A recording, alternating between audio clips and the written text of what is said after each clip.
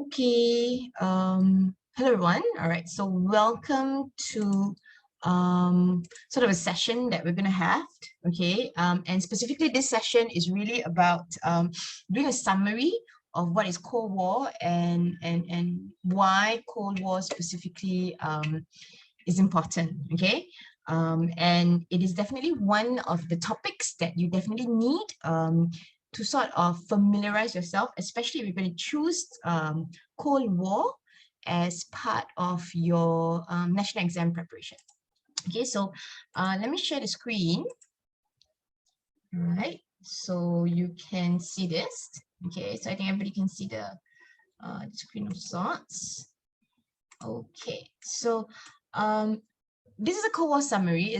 I'm just gonna go a bit fast on the first bit. Okay. Now, first things first, this is important. Okay, this is actually what we call your documents or your SAB documents that you can get from the website itself.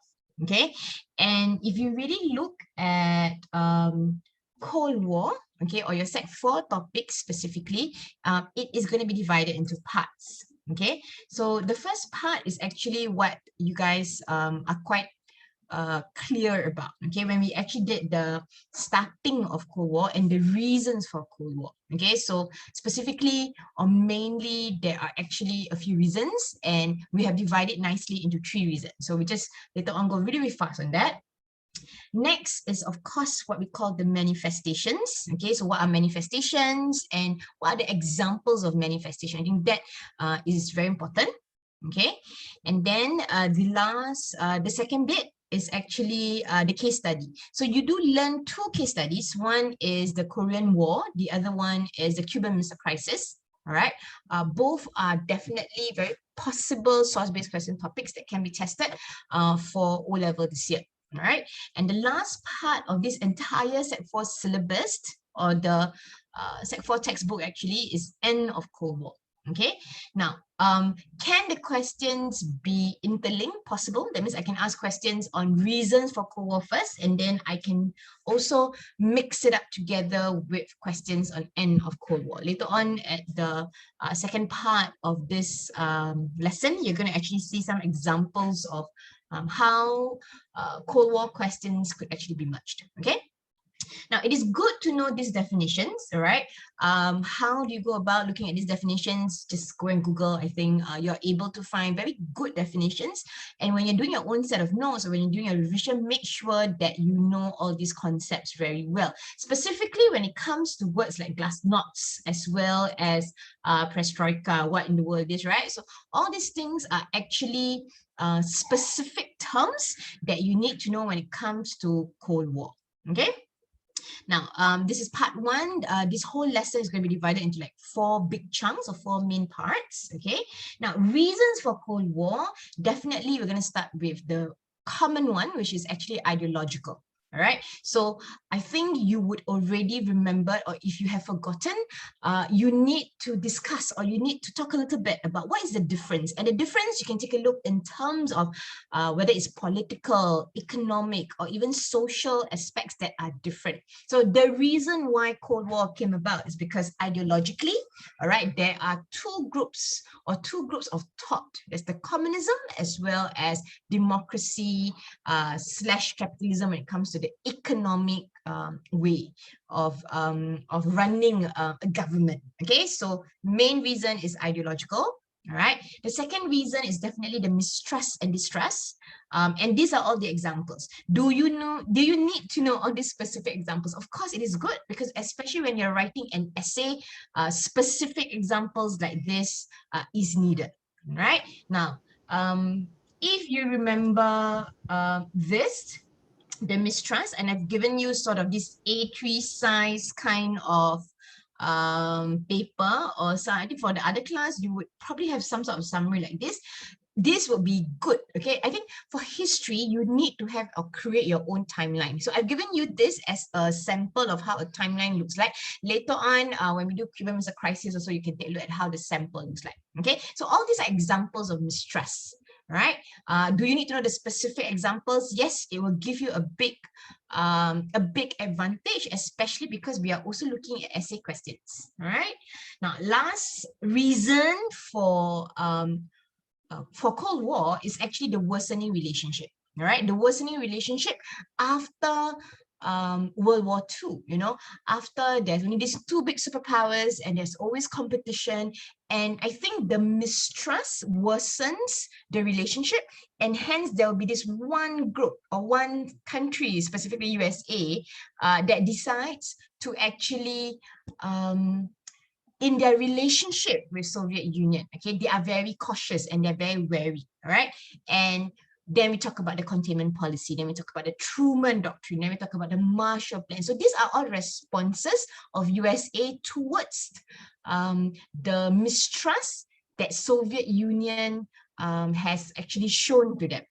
Whether or not Soviet Union is right or wrong is a different story, but it is the reaction of USA, okay, that sorts of also gets a response from Soviet Union, and hence it's a never-ending competition or a never-ending clash. I think that was one of the things that you must remember about this entire series of Cold War, that it is really a competition of two big superpowers with two different train of thoughts.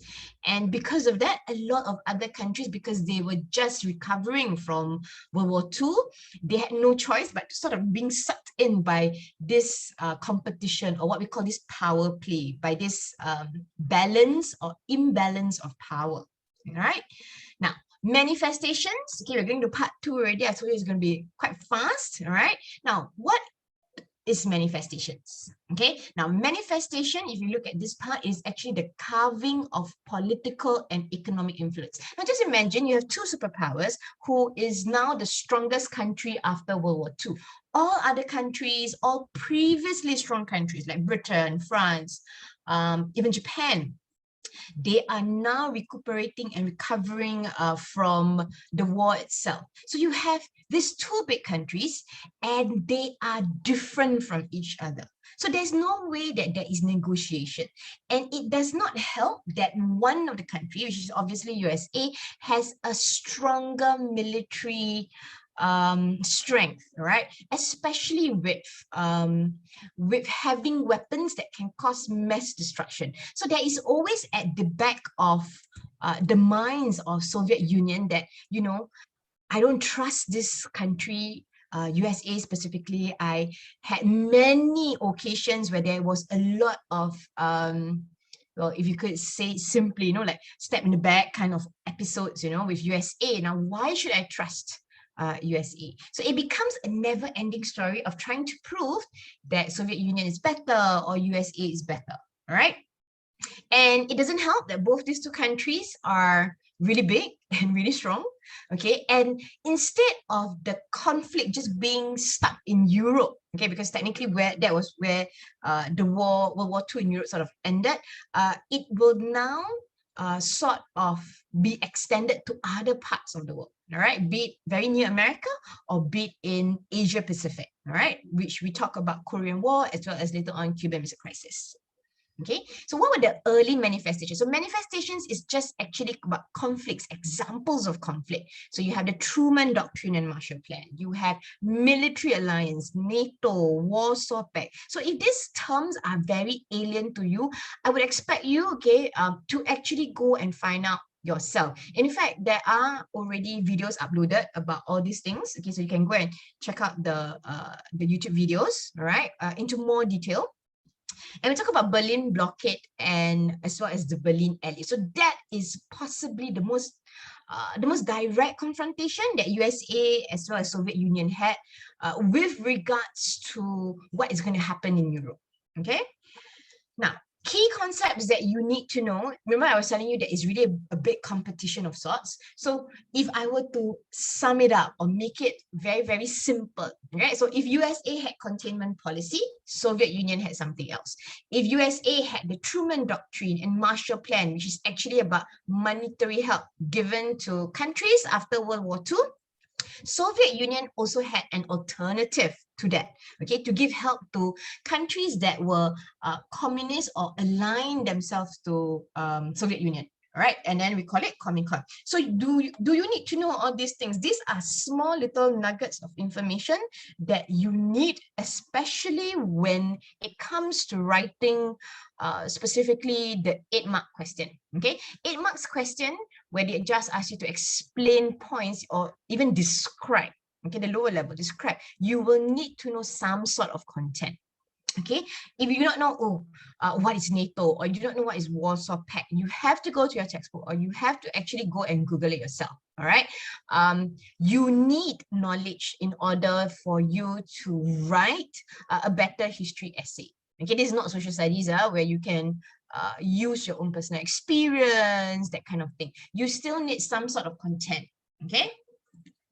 Now we talk about confrontation at Berlin just briefly, okay? Now Berlin was definitely what we call the window of the West, and it is hard because when you look at specifically at Berlin itself, it is right smack in the middle of where the Soviet territory is, okay? Now because of all this conflict at the back end, all right, Soviet Union and Stalin decided to sort of block Berlin from the Allied powers. Okay, so the next part, I think it is clearer. All right, we talked about this. We talked about how during the different conferences, Germany itself was actually divided, and you have the green color, the blue color, as well as this orange color is basically the Allied powers, and then you have the red color, which is actually Soviet Union, right? But Berlin itself here specifically is divided still. Okay, so this becomes a conflict by itself. Berlin right in the middle of Soviet sphere of influence. Because at the end of it, the whole idea is actually to get Germany back on track. All right, so all of these powers actually had different ideas, and it doesn't help that if you look at all this, okay, previously was this, right? The entire West Germany was united within the Allies. So this caused a concern specifically for Soviet Union and Stalin, because now there is always, like what I said, at the back of their minds, this mistrust. And there were so many examples of USA's mistrust towards Soviet Union and Stalin. All right, and I think you can read that. So specifically, what happened is that all these zones got combined. Okay, and there were many occasions within this that negotiations and discussion about having a common currency just fall flat, right? And the only thing that Soviet Union could do was decide, okay, I'm just going to block Berlin. It is also to test water, to make sure that let's see what these Allied powers can do to me. Okay, because if let's say the West side or the Allied side decides to actually enter East Germany, okay, which is literally the Soviet side, it could be deemed as something that is a hot war. Okay, and the whole idea of Cold War is to make sure that fighting does not really take place, right? Because it is more of an ideological concept of this war. Okay, so this was a testing ground, and if you remember the whole entire episode of the Berlin blockade, okay, what was Soviet Union's action, and then after that, what was the USA's action, or the Western Allies' actions, okay? And these were the possible strategies that could have been done, okay? And I think we all know that obviously invasion is not accepted, or even giving in to the demands of Stalin. So what happens is that they decided to fly. So that is why this Berlin blockade is also known, another concept is Berlin Airlift, where literally food supplies were actually flown into Berlin. All right, and this is the start specifically of the conflict being very real. Okay, there were a lot of tension, definitely, okay, to actually fly the planes into enemy's territory. All right, but I think this really showed how Truman was very, very determined, and Truman was able to convince the Americans that this was the best thing to do. Not only the Americans, but also the other countries that were not sure how they want to negotiate relationship with Soviet Union, given that Soviet Union is actually now stronger than them. Okay, so these are the episodes of Berlin blockade as well as Berlin airlift. Okay, and it was meant not to provoke war, but it placed a lot of pressure on Stalin. I think that was the whole idea. Okay, so it's really, like I said, a very it's almost like a competition of who will blink first. I think I've told my students that, like, okay, who blinks first in this staring game. Okay, and if it was Soviet Union that blinked first, then what's the next action, or what is the next step? Okay, so the blockade was actually removed.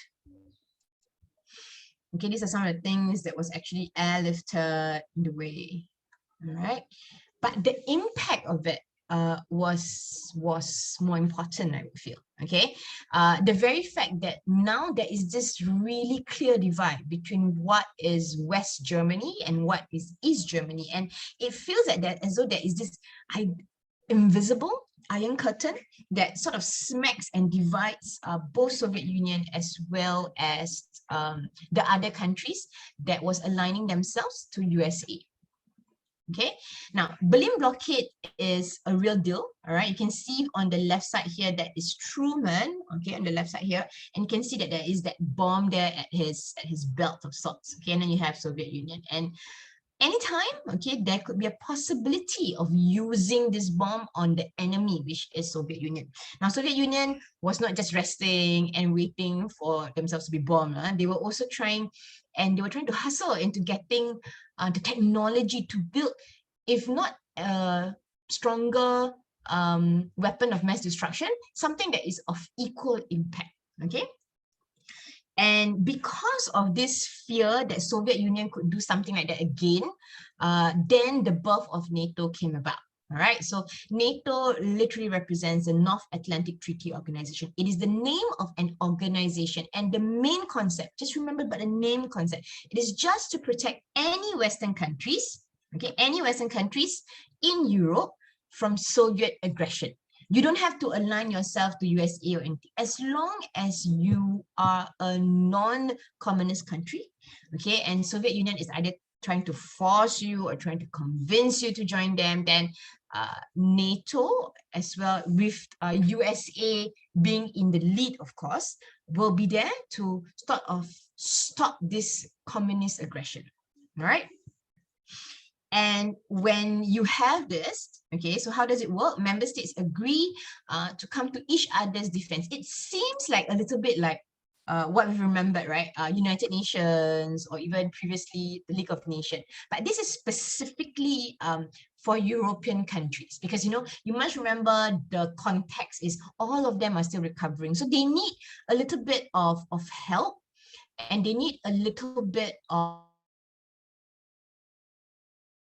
support in case that Soviet Union decides to be aggressive. Okay, there'll be many instances, small instances that really do happen. Okay, now what then is the response? So now you can imagine that, okay, I have this, if I'm Soviet Union and I'm Stalin, I see this happening to the European countries, and they are aligning themselves with USA, and USA is promising military help.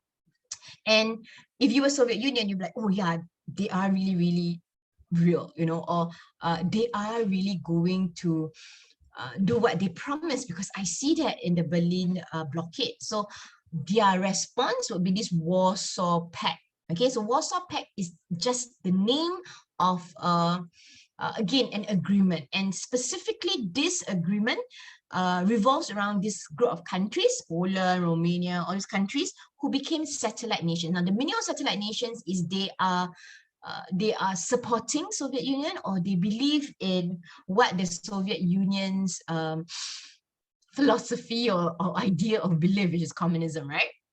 Okay, and it is actually a very clear response. That means, okay, USA has NATO, I'm going to have something. Okay, and because Soviet Union sees NATO as an immediate threat, so Soviet Union decided, okay, I also need to support, and I also need to defend my communist bloc. Communist bloc, BLOC, is literally just countries coming together as a communist allies. Okay, so again, same thing. Soviet pledged to defend member country when attacked by any external party. So you can see that it is really a competition. So this whole entire Cold War is a competition. Who has more power? Who has more friends? Who has more allies? Who has more money to build more weapons? So that it has led to that. Okay. Now moving on. All right, so if you can see from this map, there are countries that are yellow, which is the NATO members, and there's country that is actually green.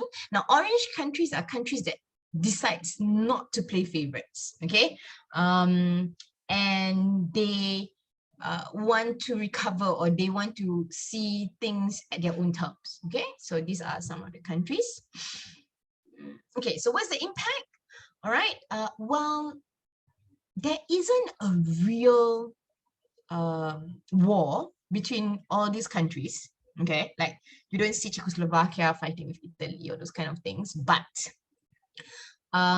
it has increased the tension, because at the back of everyone's mind, if something were to happen, these two countries, be it USA, be it Soviet Union, will pounce on each other. All right, so it is like a deterrent, you know, like, okay, I have this, USA has this military backup, and Soviet Union has this military support. We are just trying to make sure that you don't go into our territories, you don't mess with each other, and it becomes this highly competitive, highly tense relationship that Europe was facing. And it doesn't help that straight away after the Berlin airlift and blockade, okay, this Cold War tension went all the way to the Asia Pacific when it came to about 1950s, 1950 to 1953, all right? And if you remembered about Korean War, okay, there was always this assumption that, okay, they would be at the defense of countries, right? That were facing a lot of conflict with communist nations, okay? And it doesn't help that China at that time also became communist, okay, or just turned newly mintly communist country. So there is always this fear that, oh, is communism actually spreading, right? And you're also wrong, okay? All right.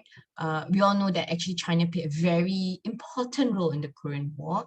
And actually Korean War is really about, if you really remember the source-based questions that you had during mid-year, it is a mix, you know.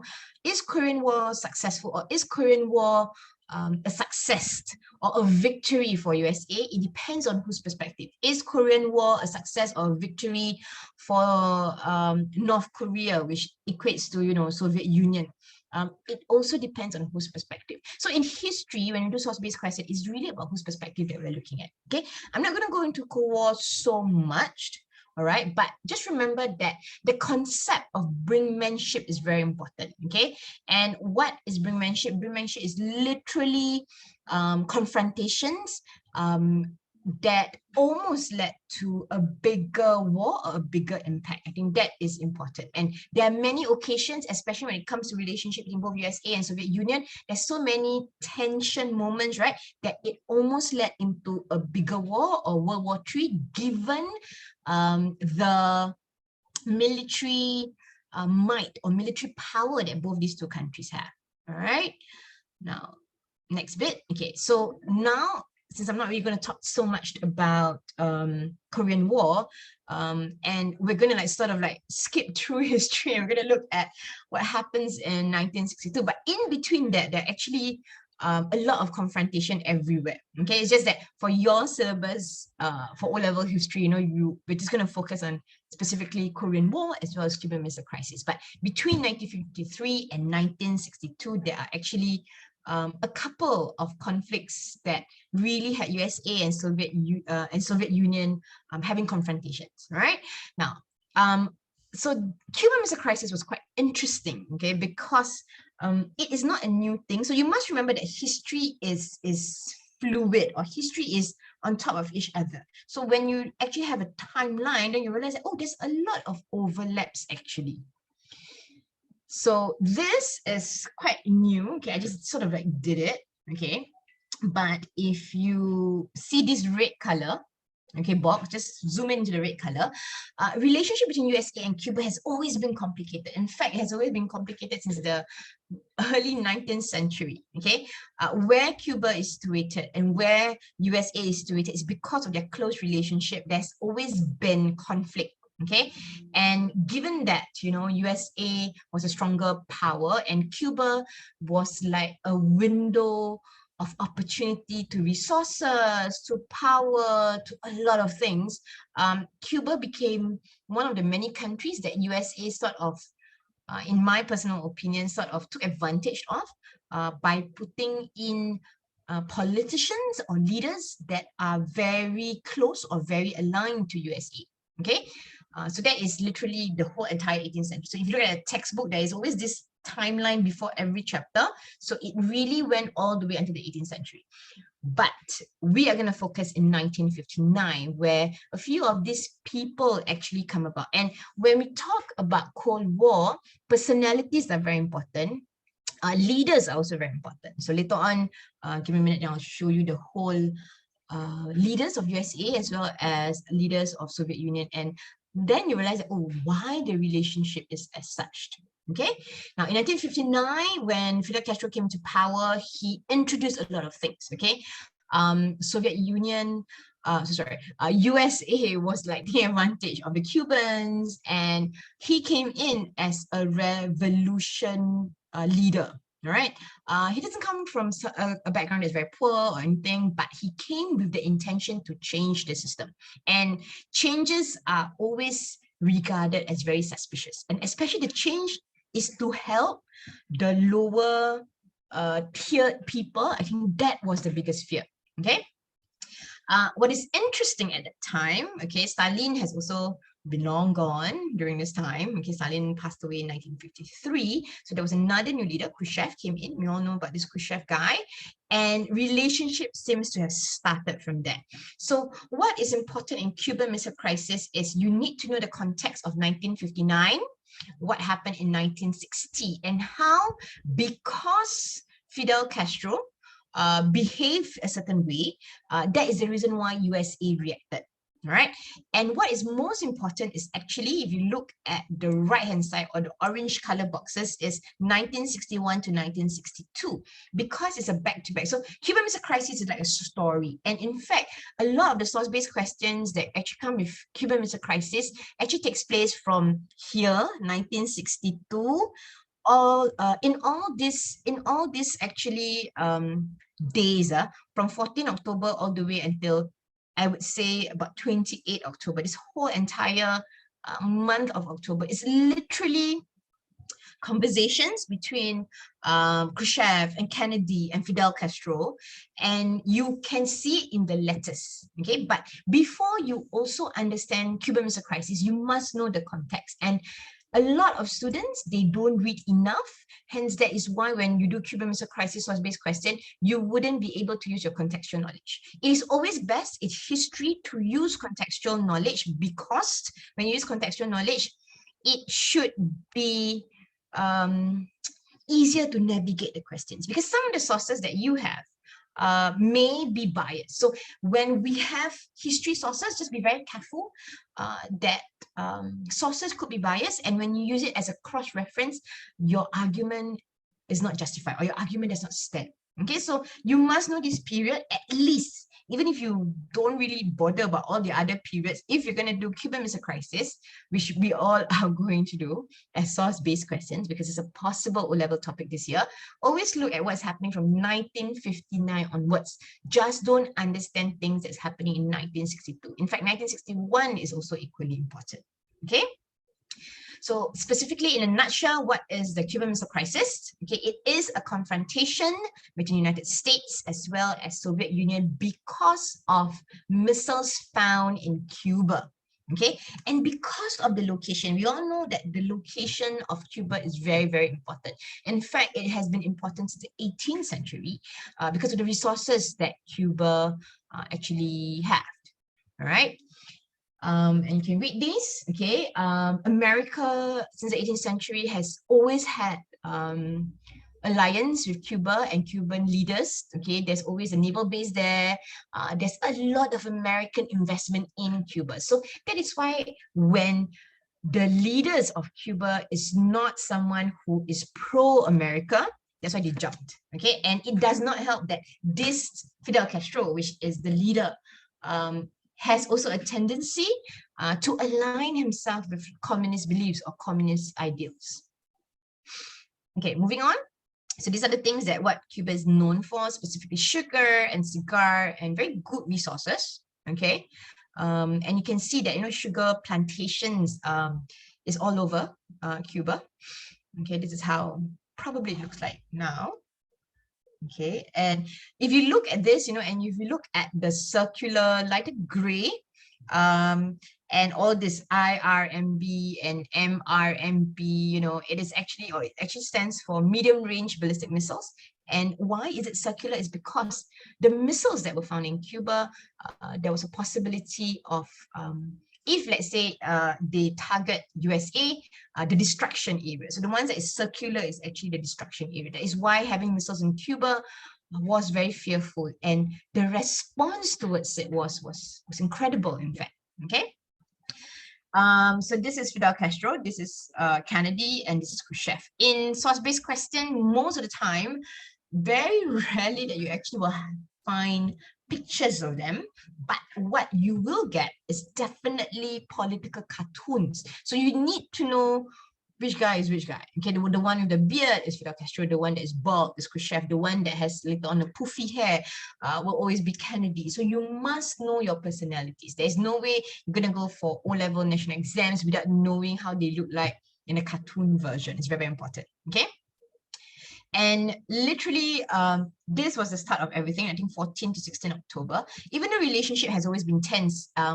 This sorts of break the camel's back, and the camel's back is actually the USA's camel, because now there is clear footage or clear evidence that Soviet involvement in Cuba, okay?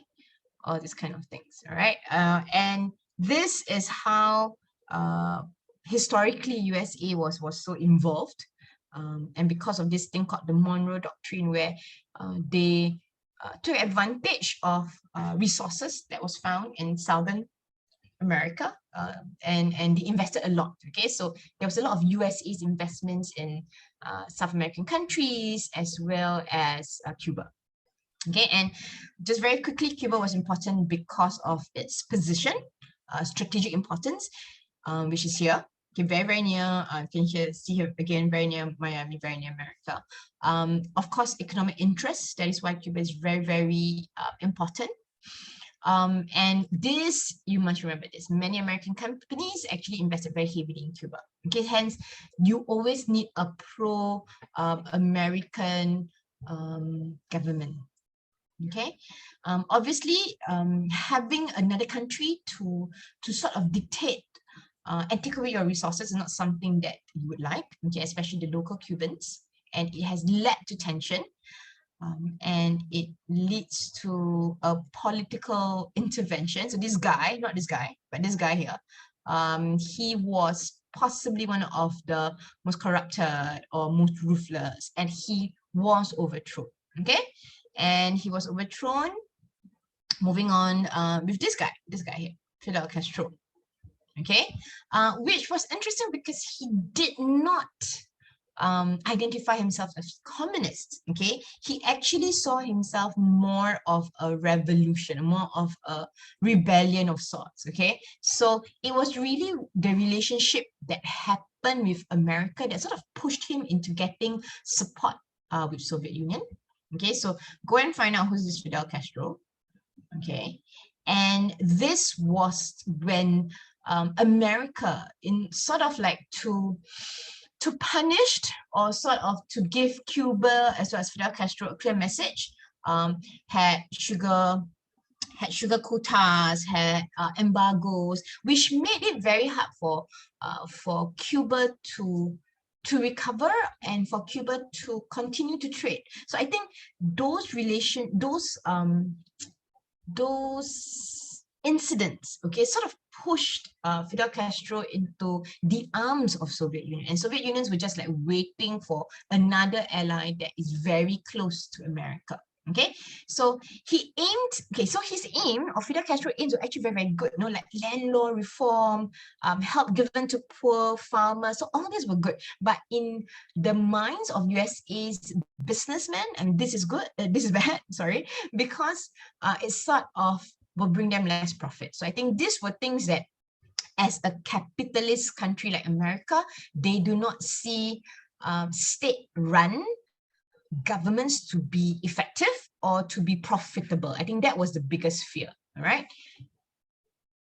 And because of that, Castro developed this really close relationship with Khrushchev. And see, Soviet Union, with all Soviet Union's military power, became something that Castro wanted access to also.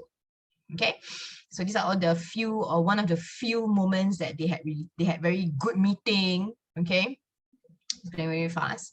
And who knows this Nikita Khrushchev? I'm going to find out about him.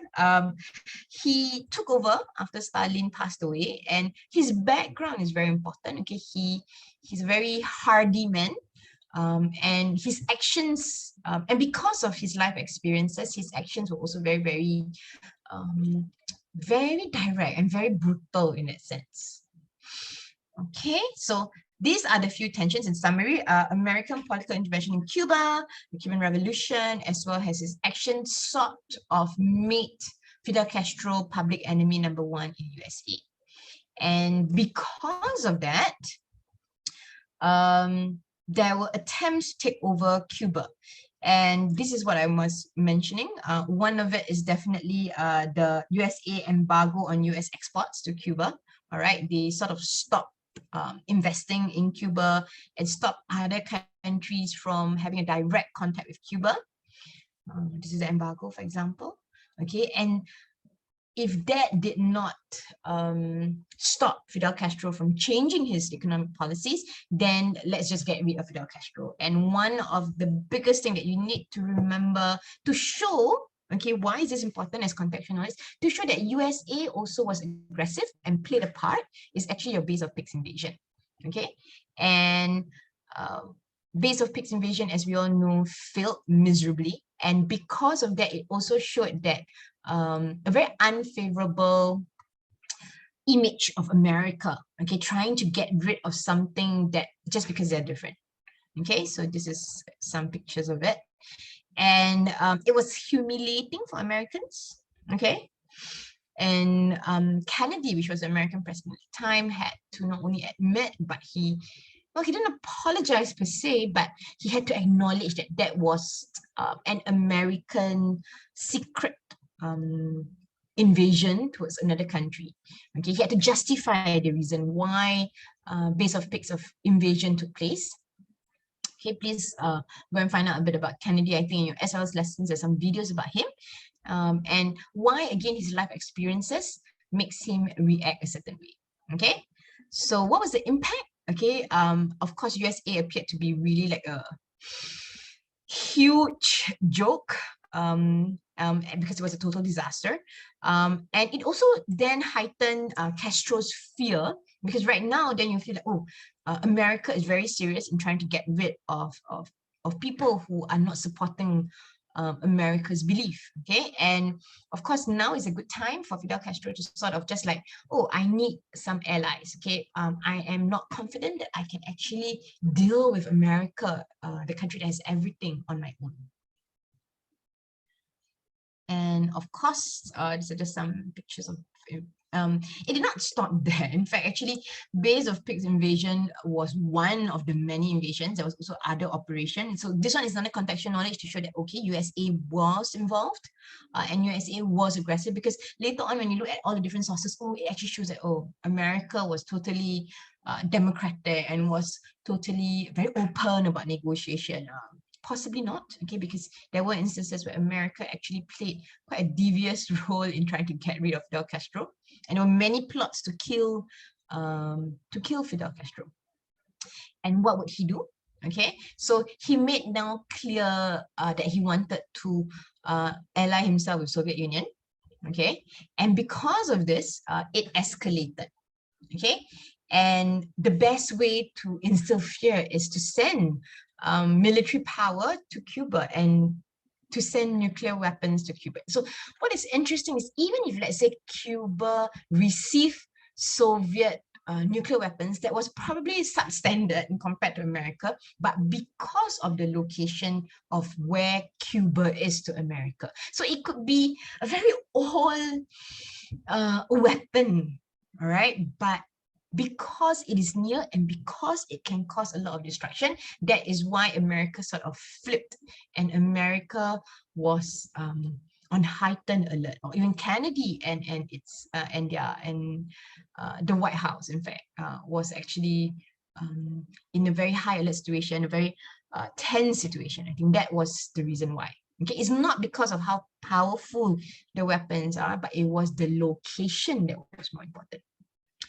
And it doesn't help that, you know, you have pictures and footages to show you that, oh, there's going to be more of these weapons. Okay, all these examples. Okay, all these are the built up. You know, if I was the president and I see this Sonia where I am, I think I would also be very, very scared. And then the reaction is, who pressed the button first? Correct? And what was Soviet's motive? Okay, this is very important. I've put a star here, so just take a look. It is really about to close the military gap, because I think there is always this impression that America is stronger, which is the truth. In America, given America's influence in Europe with NATO, and America has so many of these weapons to help any of the European countries there. So it is sort of like to sort of like closen the gap. Okay, to have the political upper hand. So I'll talk about geopolitical. Geopolitical means the location. Okay, protection of Cuba, perhaps. Yeah. Okay, to have another Soviet brother. But I think one of the other things is also to renegotiate. And if you see the map here, because of America's involvement, and it's here, right? They have actually missiles in Turkey. And it is also very, very near, I guess, what do you call this? Soviet satellite countries, or Soviet alliances, okay? And it's very near Moscow. I mean, it takes this amount, or this is quite near lah. Okay, so I think the very fact that now I'm pressuring, or I'm trying to tell USA that I also feel the pressure, since I'm feeling the pressure, you should also feel the pressure. So it's almost like a childish way of trying to tell USA that you do this to me, I can do this to you. And even though my weapons are not very good, but I want you to have a taste of your medicine. So that is the idea of this, okay? This Cuban Missile Crisis. And this is another picture, okay, to show the extent of the missiles.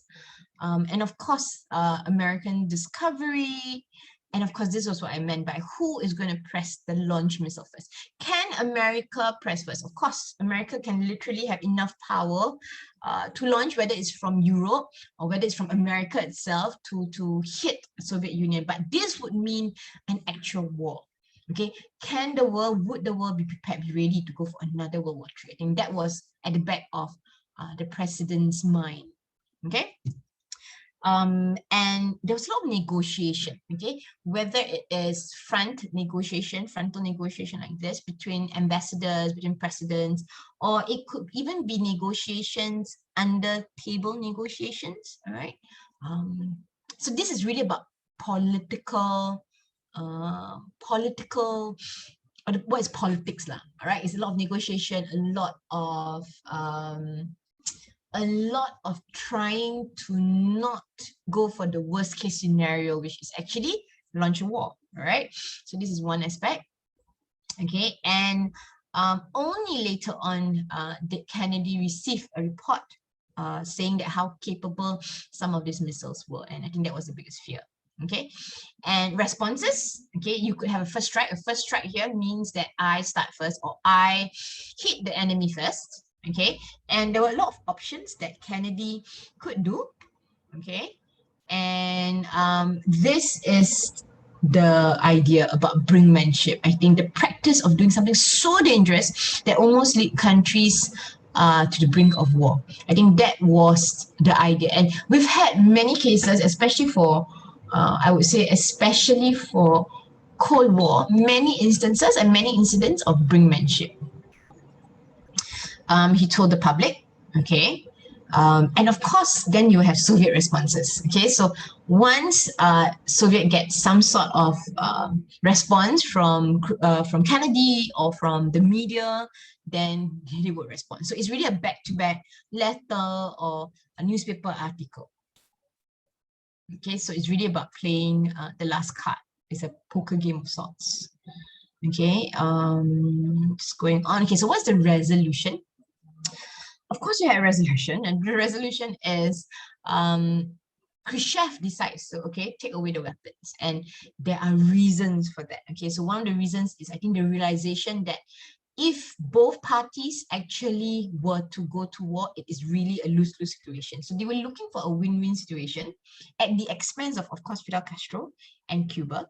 But it seems like Khrushchev has stated a point, and Khrushchev has sort of decide to like, okay, I back down, but it is really for the common good. Okay, but of course, this has impact on him later on.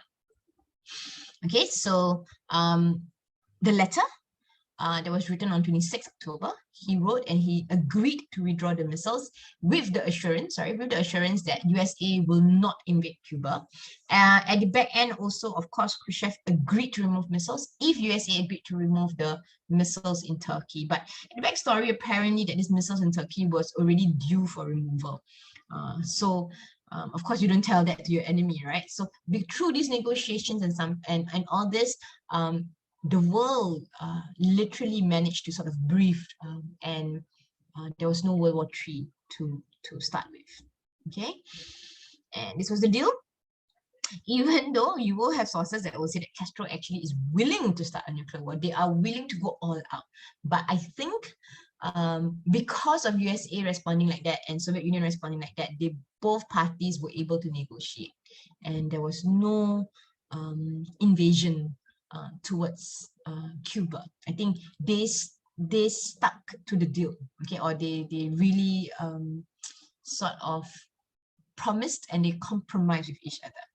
Okay, and this is a picture that actually shows Khrushchev and Kennedy for the first time really talking, and not talking through media or not talking through ambassadors, and relationship was definitely better. Okay, all right, we're gonna take a sort of a short break here, 1 minute of break here, and then we will come back. I'm gonna pause here for a while. If you have any questions, you can just go to the chat function. Okay, start recording. All right, so we'll come back to the second part of today's lesson. Okay, I'm sharing screen now. All right. Okay. Now, let's recap on Cuban Missile Crisis and the aftermath. So always know, remember like what I was telling you about how they look like as political cartoons. So you have Khrushchev, you have Kennedy. Please know about their roles and what happened to them after Cuban Missile Crisis is also very important. Okay, we saw this. So this is sort of like a summary of sorts of what happened to Khrushchev, and it's very funny that, not very funny, actually it's quite dramatic for him that because of his actions, and he here thinking that he was actually the hero, but people thought that he was weak, you know, and it sort of later on put a strain with relationship with China. So that's why later on China, being such a strong and formidable alliance in the Korean War, sort of like break away from Soviet Union after this incident, because they feel that it is not the best way to react with USA. I mean, like, Soviet Union had a chance to just get rid of this American power, but did not. Okay, and literally Khrushchev was actually put under sort of a house arrest until he passed away in 1971. Oops, whereas Kennedy, of course, he was seen as a hero. Relationship was definitely better with Soviet Union, but he was assassinated not long after that. So both the two leaders that sort of were involved in the Cuban Missile Crisis, they did not face the best of circumstances after the crisis itself. Okay. So as I was telling you, one of the most important things to take note about Cold War is who's the leader actually, you know. This is all the US presidents, all right? And the people that you need to know is definitely the ones that I've highlighted or I've circled in blue. You have Kennedy, so it coincides with Khrushchev, and then you're going to know a little bit about Nixon, not a lot. If you have heard about who Nixon is, quite interesting guy, and you'll get to know about this guy, who is Leonid Brezhnev, okay, and then then in-betweens, you have in-betweens here, and then the last two leaders that you need to know is Reagan, American president here, the 40th American president, as well as the guy that sort of ended communism in Soviet Union unintentionally. I would say unintentionally. He is a very staunch believer in communism, but he also believes that things have to change. All right, so I hope you have sort of read a little bit about end of Cold War. So his name is Mikhail Gorbachev, and you will know him from his sort of birthmark at his head. Okay, so what happened? Okay, in between Cuban Missile Crisis, and then suddenly I'm asking you to accelerate your way to the end of Cold War. But what happened in between? What happened until from 1963, 1965, and all the way? And then if you see here, this is a statue of Stalin in the streets, looking quite bad. All right, and this is the symbol of communism, right? And it's broken up into pieces, and USSR, Soviet Union, and you can see all these are the satellite states. Most of them are in Eastern Europe, and all of them seem to be leaving the great communist Titanic. What happened? How could communists under the leadership of Lenin literally collapsed? Okay. Why? Was it not the flavor of the month anymore? There must be something, okay? And Berlin Wall, so you must imagine that, you know, the Berlin Wall, the actual division between East and West Germany, which is a symbol of divide or a symbol of divide of belief, was actually torn down, all right? So end of Cold War is not essay, it's not, sorry, a source-based question topic. It will be an essay. Okay. Last year it was not in the syllabus because of circuit breaker, so they took out this topic as the common last topic.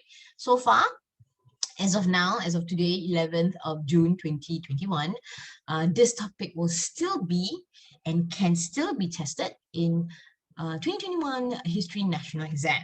Okay, so that means, what does it mean? Must study. Okay, but it is an essay by itself. I feel that just like reasons of Cold War, reasons for end of Cold War, you can see it as long-term reasons as well as short-term reasons. Okay. Now, this is 1962. Okay, so let's go back. Let's just give you a very big, broad overview. You have 1962, which is the end of the Cuban Missile Crisis. You know, it feels that, oh, the world has just stopped another major war. Now, in between, 3 years later down the road, in 1965, USA entered the Vietnam War. And again, it is between supporting, is another proxy war, right? Just like Korea. They were supporting specifically the South Koreans and the North Koreans with help from China. Now, the Vietnam War is huge. It's a topic by itself, okay? If you go to JC, and even if you go to universities, they have like modules on it. So, but we're not even going to talk about it, but just know that USA was involved.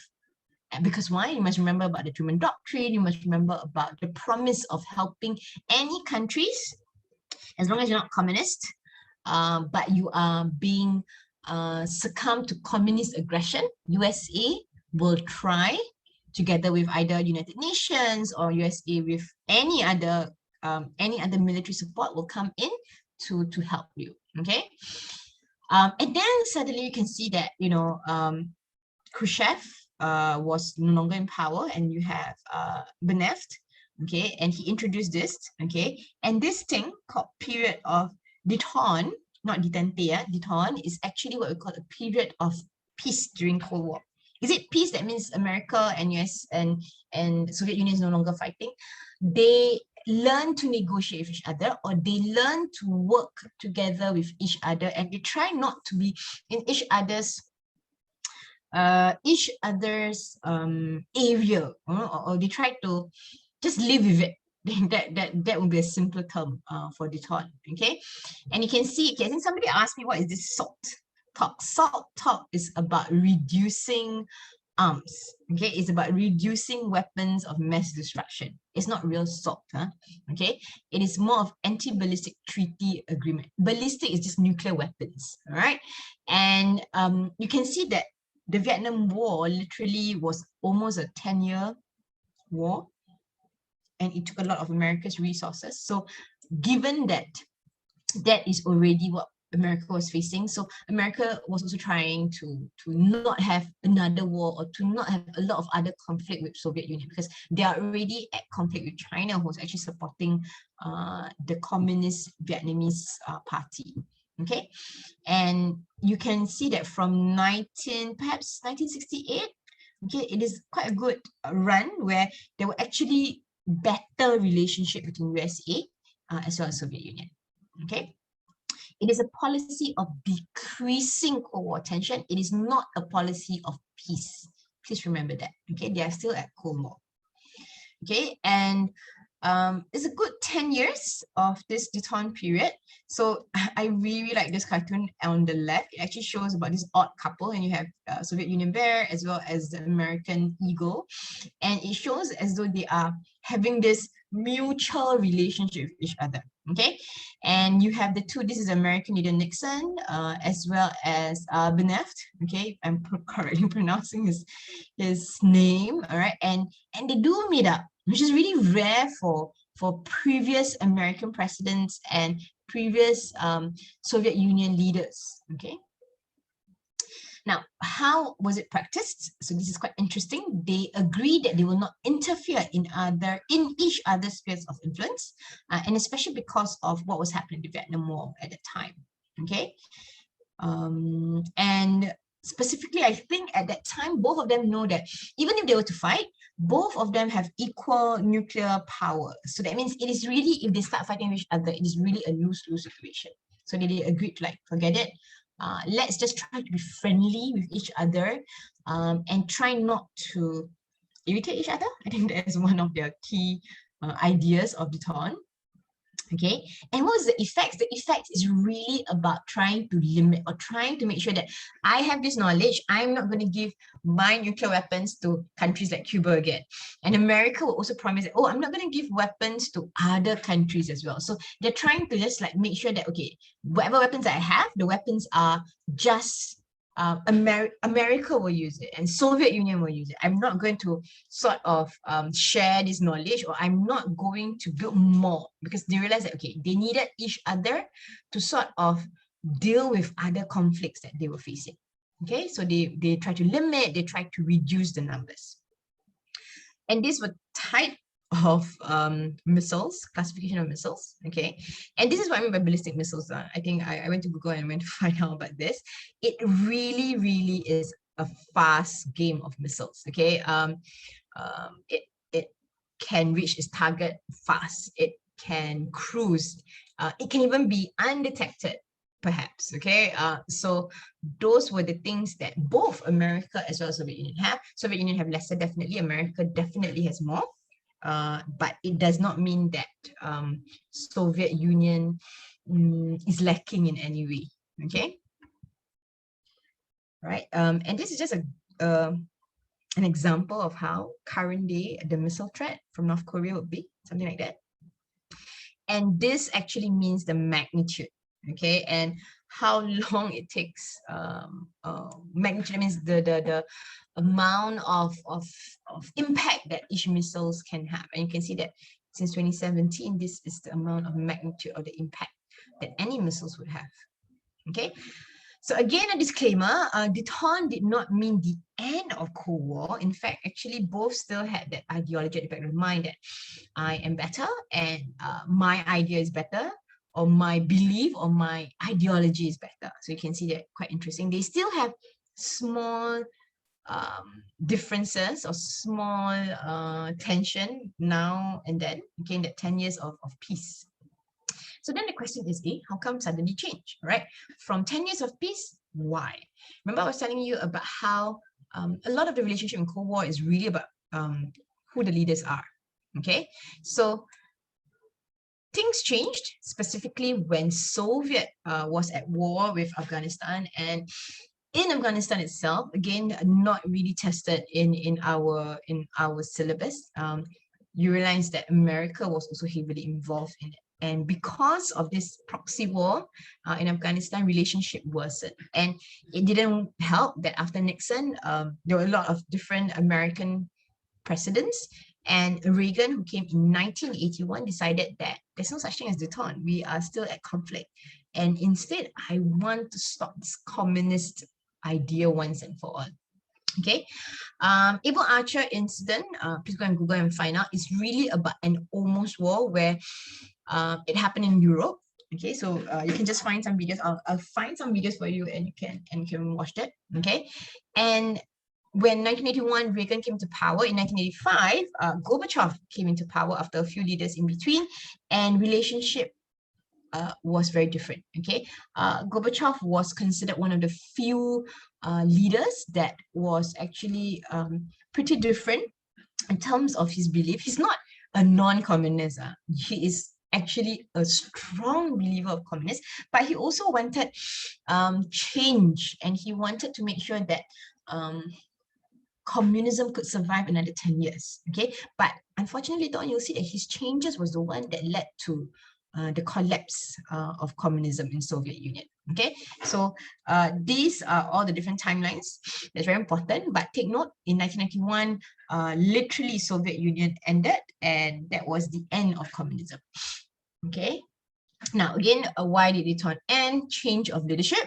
All right, and because of the change of leadership, and because there is just so much conflict that happened between America and Soviet Union in countries that they were having proxy wars with, it created even greater tension, and they decided to just abandon this peaceful negotiations with each other. Okay, these are the different changes. Okay. Just I think there was a question, right? It is actually an agreement to reduce nuclear weapons. Okay, who's Reagan? You can read it up yourself. Okay, but this is the one, the third point that was quite important. Initially, he took a hostile approach to Soviet Union and communism. So he's always from the get-go quite negative towards communism. All right, and it raises attention. Moving on. Okay, so this is Khrushchev, and then you have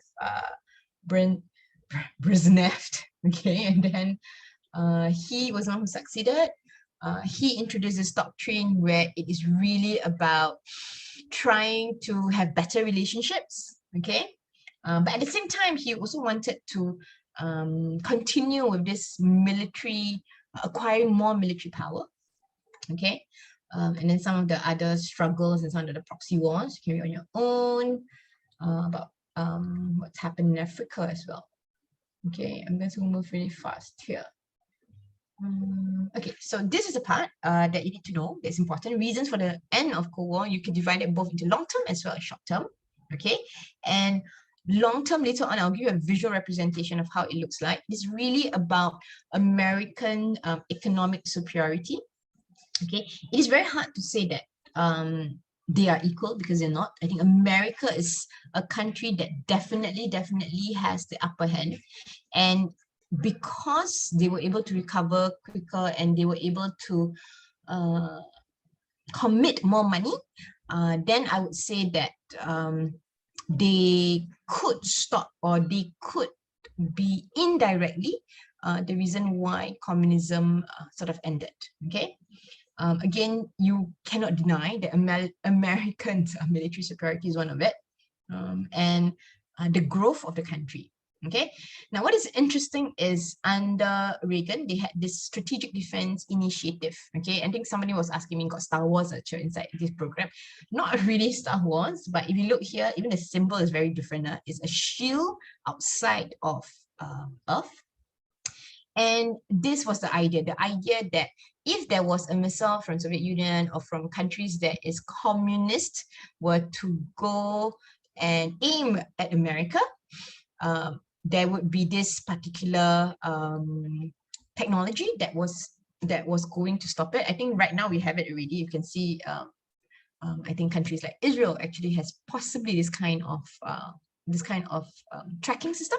Okay, and it was able to detect incoming missiles. So I think Reagan was really obsessed with this. All right, so this is an example of it. And at that time, you must remember that, you know, technology was not so advanced. So they call it the Star Wars initiative. Okay, and it was very expensive, but he did it because he wanted to also deliberately cause pressure and tension to Soviet Union. Okay, and this is very interesting, where this is the American investment in terms of billions of dollars, and you can see here that Soviet Union was also trying to compete, especially during this time. And when they compete, you must remember that it also will cause other problems, okay? Because Soviet Union is not as advanced, it's not as economically strong like America. So once they invest a lot in terms of military, then it is very hard for them to invest in other things, okay? These are all the different examples of how Soviet Union tried to be on par with USA. Okay, just moving on. Okay, so this is the one that I will give you a bit more reading about that. Right now, one of the things is because Soviet Union sort of realized that, okay, I cannot be on par with America, then they sort of decide, okay, maybe now it is good for us to negotiate. Maybe we don't have to sort of be on the same par with America. It means I can never win America. And it's ridiculous because there's so much internal problems that I face when I try to be on par with America. And that sort of gave leaders such as Gorbachev like an idea, why not I strengthen communism in my country rather than have this ridiculous competition with America where I know from the get-go I cannot win. So I think that starts the crack of communism in Soviet Union. Okay, this is Lenin, by the way, okay, the founder of communism. And because of all these things, there is always this decline in confidence within the communism. Okay, and specifically it's really about economy.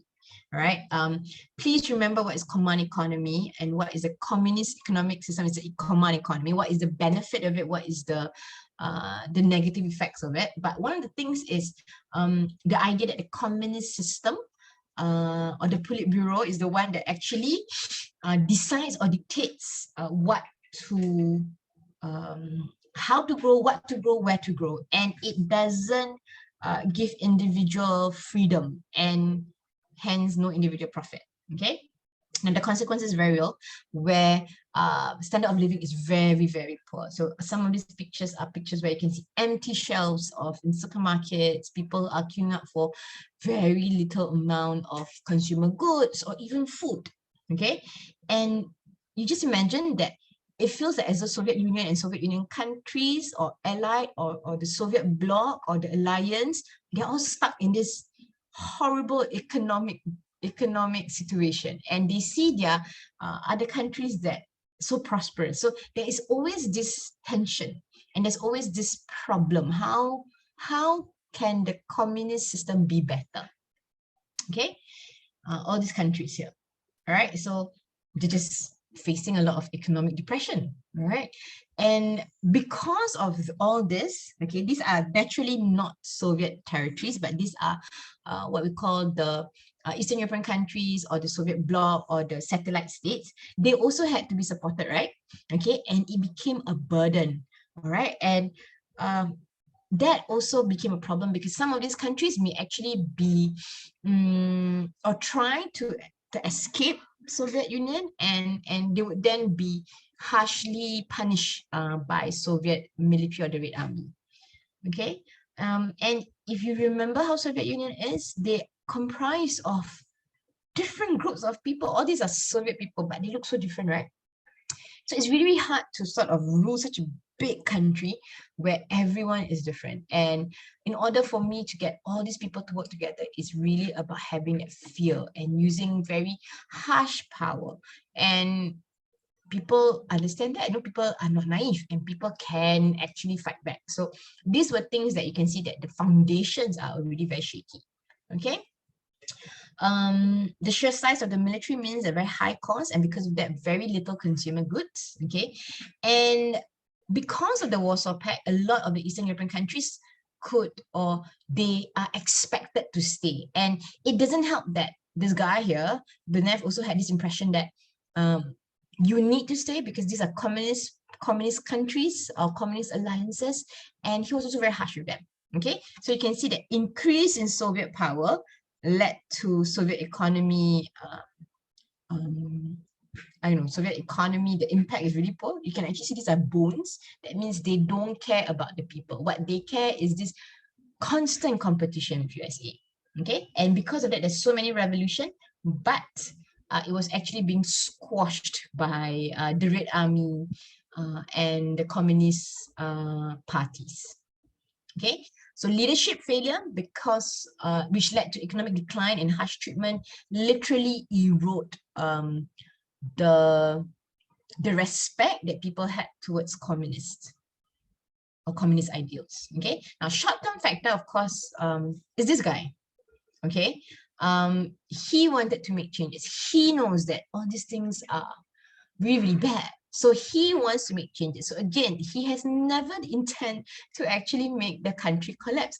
But he said, I want to change. If it's not me, who? And if not now, when? And the changes that he made was very, very good. In fact, I would say it's very, very good.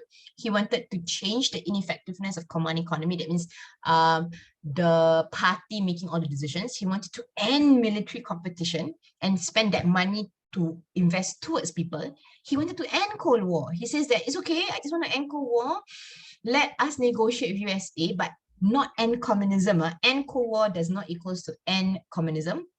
He wanted to loosen the control of the party. He wanted to replace older generation fixed mindset kind of leaders, and he wanted to introduce major reforms. Please know this name: Glasnost as well as Perestroika. Okay, and he wanted to tackle the internal and as well as external challenges. And but because he introduced changes, it became I would say something that was possibly not expected by him. Okay, so this is him. He was even nominated as Man of the Year because he tried to make good changes to Soviet Union. Okay, so what is the meaning of Glasnost? Glasnost means openness, and he encouraged freedom of speech. I mean, think very carefully, where in the world, in a communist state, where you have freedom of speech? Starting from Stalin or Khrushchev, very few leaders, in fact, none, in fact, okay? And he was hoping that, oh, when I encourage openness, people are going to give me good ideas. When people give me good ideas, then communists or Soviet Union will be better. So he felt that, good, what, I listened to you. Now it's my first time that a communist party will want to listen to his people. All right. Okay, and these were his area of reforms. He introduced public debates. He introduced a relax of censorship. He had released prominent Soviet dissidents. Dissidents are people who were against Soviet Union. And he permitted new discussions on Soviet history. So he allowed this openness, which what the other side, that means people who are living in the West or people who are living in America, were also experiencing. So it's like, wow, Soviet Union was suddenly changing overnight. So this is an interesting cartoon that shows the Soviet economy also was trying to restructure, but how? If something is so bad and so toxic to begin with, okay? So what were the consequences of his Glasnost? Citizens viewed very differently about the government. There was even an acceptance of anti-communist radio broadcasts. And number 5 is the most important. Glasnost had intentionally created a platform where criticism of the communist rule couldn't be controlled. So instead of supporting communism in Soviet Union, what happened was that there was no greater unhappiness. So instead of things getting better, things got worse to the extent that later on, communist beliefs was eroded or removed entirely. Okay. Perestroika means restructuring or change. So he introduced economic changes. He introduced private ownership. People could make profit. He introduced election of factory managers, where previously it was actually just being appointed. Okay. Banks were no longer state control. So a lot of things actually helped to get the economy running. All right. He called for elections. And he was hoping that with elected communist members, things would be different. Of course, this was a great failure. When you relaxed, okay, I think people were not sure about what to do with this freedom, okay? And suddenly, without all this government control, because people want to make money, right? So profits, so like the price of goods increased, and instead of the economy getting better, it got worse. In fact, people got even more corrupted because now I can make profit of people. And I think this is a very important part. The Communist Party was not rejuvenated. People wanted immediate changes, okay? And there was a lot of loss of confidence because of glasnost and perestroika. And I think one of the things was this guy, Boris Yeltsin, and you will know him at the end, all right?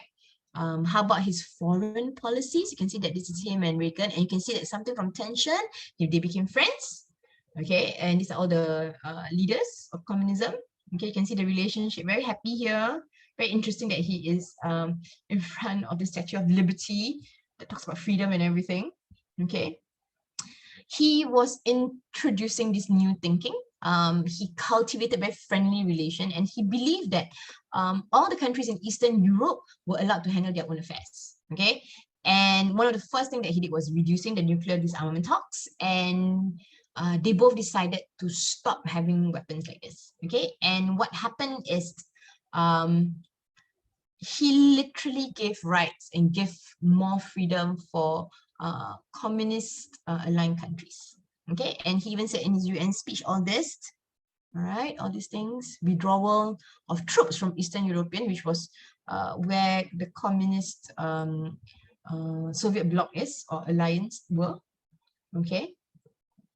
And because of this, it led to literally the disintegration of influence. And one by one, I think Eastern European countries who were under Soviet Union decided to take their own, countries back and literally stop being communist. And this is the part, it made Soviet Union as a superpower reduced, okay? So if I were to just sum it up, the communist state is like this: long-term effects, okay? American strength, declining of the communist influence. Short-term factors were Gorbachev ideas. Another example is this, okay? I think Gorbachev ideas was just like this movie. It came too fast and too furious such that people didn't know what to expect, or people expected so much that he couldn't control it, okay? And because of that, things escalated. People were on the streets, and the military decided not to side with the Communist Party anymore. And once you have the military no longer supporting the government, I think it was really hard. Okay, so there was a coup, and all these countries decided to sort of gain their own independence. Okay, you can find this in the textbook, page 136 and 137. It literally became like a landslide. 1989 was just a year of gaining back power from communists, from Soviet Union, in fact. Okay, and all these countries decided to sort of gain their own political freedom. And Boris Yeltsin was also a Communist Party. He was sacked from the Communist Party, and he was the voice of the overthrowing Gorbachev, as well as overthrowing communist power. Okay, You can see all his actions here. You can see these are all the military just trying to not be involved anymore. Okay.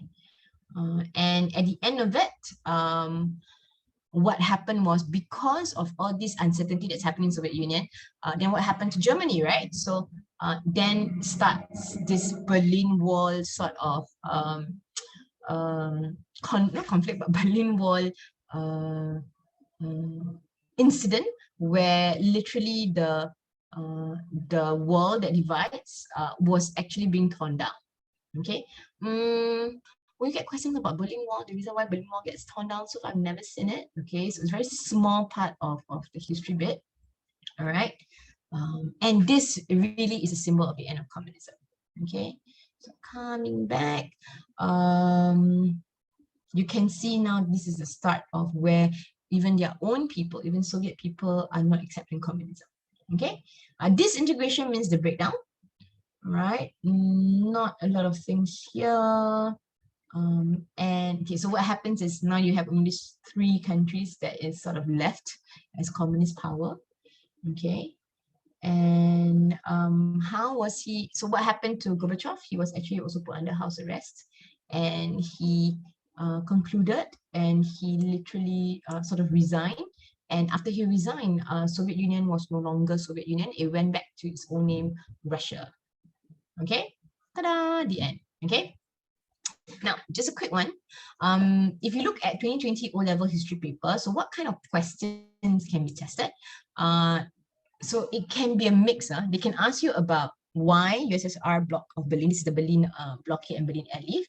They can also ask you about the reason. So this is 2020 last year's question was really about reasons why Cold War came about and reasons for Berlin blockade and Berlin airlift. 2019 was about reasons. So question A is about reasons. Question B is really about the end. So this is what I meant by you can have the entire Cold War all jumbled into one question. Okay. 2016 O-level history. It could also be like explain why Soviet Union formed the Warsaw Pact. So that's why I said you need the information, and I know that it's very long a very long session here of me talking, but it's just for you to remember certain parts of it. And 3B, Gorbachev was responsible for the end of Cold War, and this is the one that I wanted to show you a visual representation. So you can read this on your own. Okay, this is really factual. So what if, let's say, in the national exam you cannot remember what's a Warsaw Pact? Then I would suggest you choose another question. Okay, because in 8 marks, you can't gamble with 8 marks if you don't know the content. All right. For this question, also, if you think that, okay, you can only do either question A or question B for Cold War, then don't do. Then do the other question, because it is a waste of marks if you really, really cannot do one of it. All right. Now, Gorbachev was responsible for the end of Cold War. From the very long session today, I'm very sure you would think that, oh yeah, he is responsible. Okay, but he was like he was the right person at the wrong time. Okay, so I would recommend that you sort of have some sort of like a mime or visual representation. Okay, and what I like about visual representation is if you think of all your content, simplify your content, okay, then you will say that, okay, imagine that this is a communist tree and it is really the root factor, which is USA's military economic superiority. Military and economic superiority was the one of the many factors that led to the end of communism. The other factor was there's no confidence in communism at all. So this is root factor. That means it's the main long-term factor. And then you have short-term factor, and I see it as branches. Okay. And if, let's say, the branch is weak and the roots is weak, you only have the tree trunk, right? So the tree trunk gets decayed, and if it's decayed, then the communist tree will collapse, will disintegrate.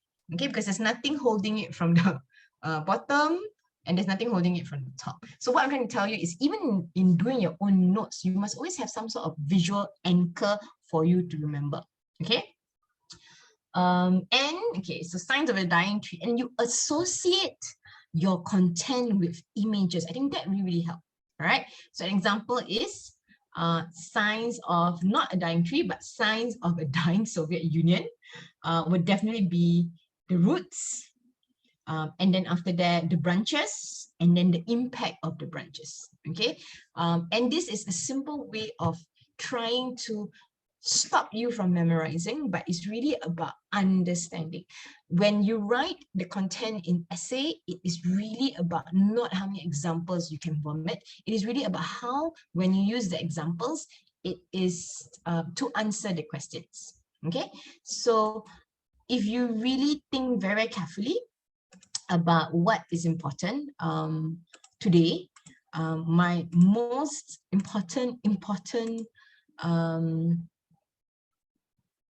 note to you is, if you decide to do Cold War, which is all of this, then you have to make sure that you know each and every detail. That means whatever that I was talking to you for about 1.5 hours later, you must know the entire context. And a lot of time, a lot of students, they decided not to take the risk, okay? It seems very short, but you must really understand the entire content and the entire details about it. Okay, so you must know all this, as well as what are the concepts, all these concepts. Okay, if you still think that, oh, sure, I really don't understand and stuff, then I'll be very honest with you. Just do enough contextual knowledge for Korean War and enough contextual knowledge for Cuban Missile Crisis. That means you must do more source-based questions and then go for national exam. If you still fumble at manifestations and you still don't know what's happening in the end of Cold War or Cuban Missile Crisis, I think it may not be the correct choice for you. Worst case scenario is when, if let's say you have Korean War, then 2 of your other essay questions could be in the Sec 3 topic, okay? And these are things that I want you to just be very careful about when you come to choosing essay questions. I think that is very, very important. Okay, the right essay questions will help you navigate everything, all right? Okay, I'm going to stop sharing.